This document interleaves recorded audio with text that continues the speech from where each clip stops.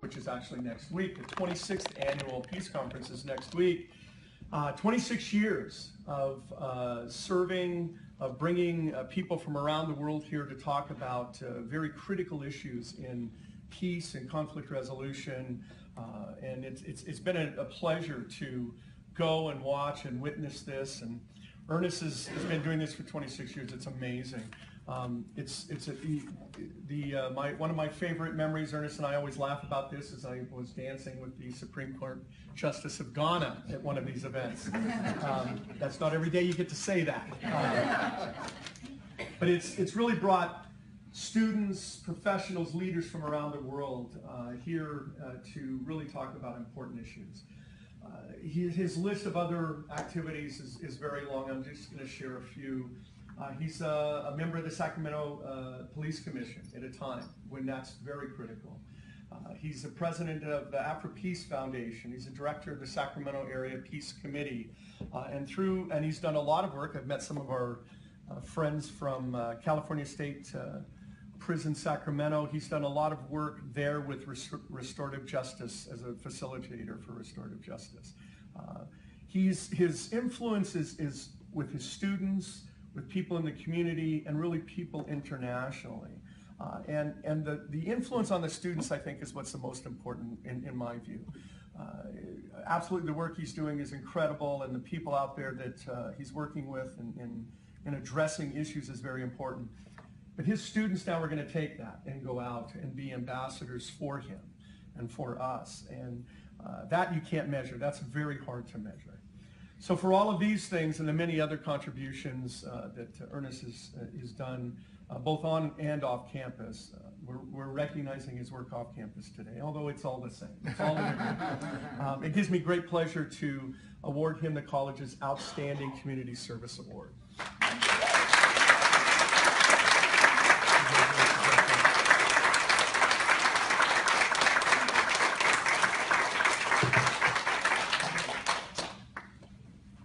Thanks, Fred, and my colleagues and fellow recipient, congratulations as well to you.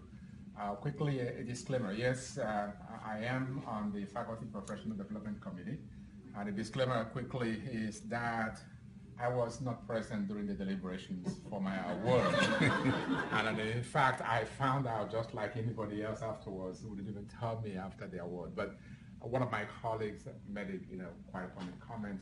Wow, you've done a lot. You are so much overdue. So when Fred says I'm an old timer, in a way, I feel that. I also want to recognize some members from the community who have been working with me. I really see this as a collective effort. We have the team that has been very instrumental in my monthly dialogues at the California State Prison, Sacramento, where we meet with a group of inmates monthly in the 10P program, Life Preparation program.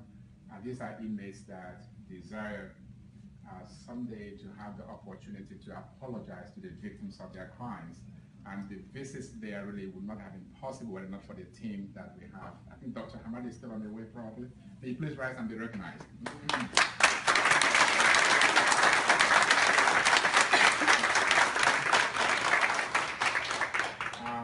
Also from the African community, which Fred did allude to, we have the Second Africa Peace Committee that has been involved in the past few years in helping with different kinds of issues pertaining to the African community.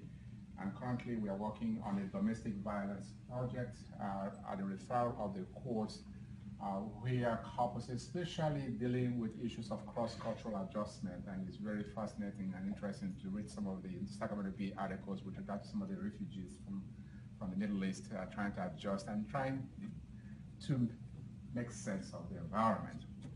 And one of them, also especially in the Nigerian community, who's the chairman of the board of trustees for the Sacramento Association of Nigerians, Mr. A.G.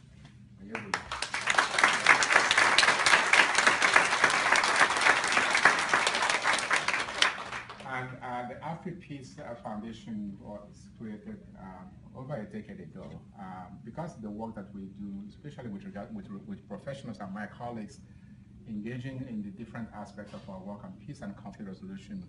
On many instances, the young folks would want to know how they can be connected, especially those outside of the professorate.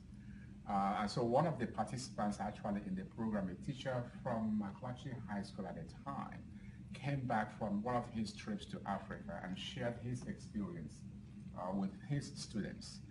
And I said, Mr. Predko, how can we be part of it? Instead of you coming to share with us, how can we actually go and experience and smell and touch and feel at the continent? So the AfriPeace Foundation was created as a way to try to meet some of those needs in engaging young folks with their counterparts in Africa, really in issues of peace and conflict resolution. And one of our board members, Mr. Julius Austin, also is at back.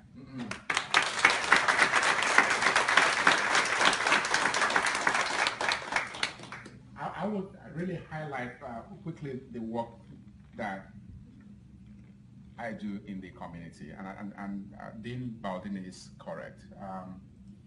Whether it's going to the prisons and with my students, and they come back and they share in their reflections how that experience has actually changed their views of, quotes, that with those that we have, criminals, or those we have behind bars or incarcerated. That really, in interacting with them, of course, going in, you have all kinds of imaginations, probably the worst imaginations you can have, especially dealing with the type of population, people that have done probably the worst things you can think about. And yet, how can they, at some point, say they would like to have the opportunity to apologize to the victims of their crimes? It really defies imaginations at several levels. But going in and interacting with them, and having seen them as human beings, as people that actually can reason, can engage, whether we go in and sit in our circles and have them read their letters of apology, or what it means to be in prison after many years, writing to their loved ones or family members, and realize that actually the line between them and those inmates may not be that far in a way.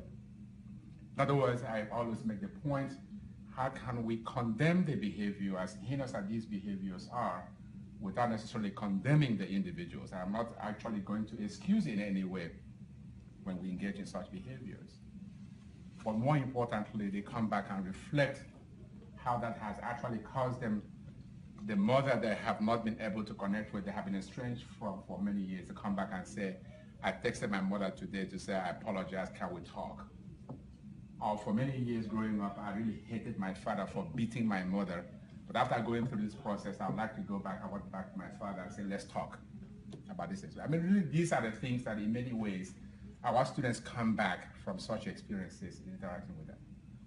Or the young people who go to Africa, of course, with all kinds of imaginations about Africa, and come back and say, well, I don't even know people that actually drive cars, or actually have aeroplanes, or you have actually black people as pilots, and so on and so forth. Especially young African-American males, the very first trip to Africa, say, from New York after they visited the United Nations coming back and saying, wow, I didn't know that actually black pilots in a way. And then they come back and actually say this has actually changed their worldview, not just about Africa, but their own, to appreciate more their own environment, their own families, their own communities, their own schools, and their own overall experience of the world, in a way. Or in the Sacramento Community Police Commission, had the fortune of being appointed to the commission a couple of years ago, and of course my term is coming up in a few months, and this commission is going to transition in a different way. And then again, a very difficult time, especially last year when with the Black Lives Matter and things going on, we had to make a recommendation to the city council that was adopted on transparency. And I was really touched when we had a member of the committee who said, my loved one was killed, and for 2 or 3 months we couldn't even see the body. By the time the funeral came, we couldn't even see the body because it was so decomposed. We couldn't. And we had to make a recommendation to the city council that was adopted that within 30 days, the police have to release the information on such incidents unless they come back to the city council to get authorization if there is justification compelling to go more than 30 days.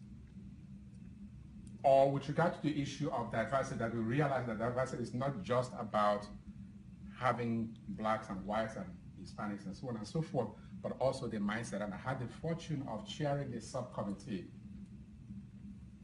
of the Sacramento Community Police Commission on this very topic, that the next police chief, and in the process of hiring, should have as part of the plan a diversity plan, in a way. And finally, I think we are better off as a community, as a university, by engaging with these issues at different levels, whether we do that out of our own personal passion as we do, or we make effort to engage our students to broaden their horizons, to really get them to see a different world.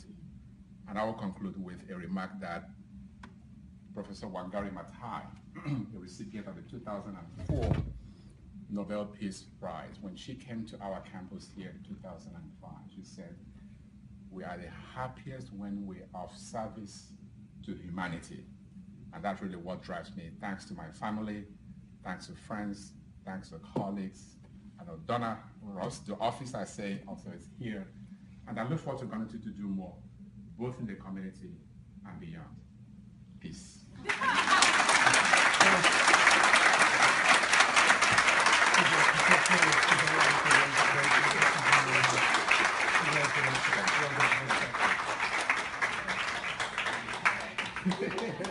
I'm not really sure how to follow that, my goodness.